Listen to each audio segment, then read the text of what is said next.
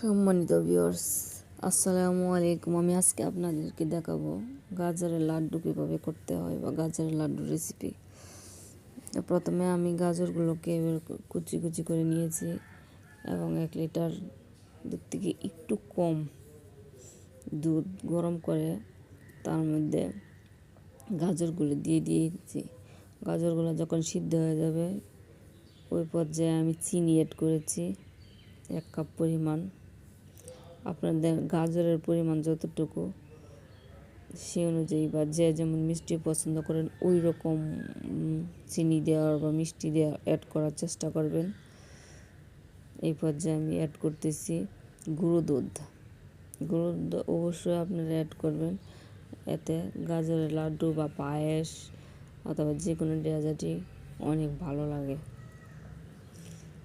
সম্পূর্ণ পানিটা আমি শুকিয়ে নিব। এই যে দেখেন গাজরগুলোতে যাতে একটু পরিমাণও পানি না থাকে, মিডিয়াম আছে আমি গাজরের পানিটা শুকিয়ে নিয়েছি।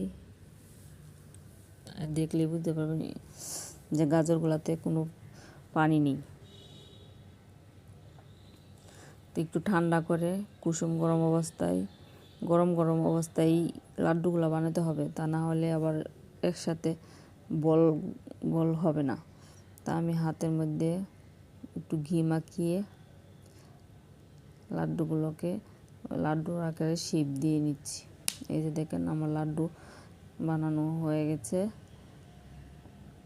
এবং আমি এটার মধ্যে একটা একটা করে কিশমিশ দিয়ে দিব। কিশমিশ দেওয়ার পরে লাড্ডুগুলো দেখতে খুবই সুন্দর লাগতেছিল।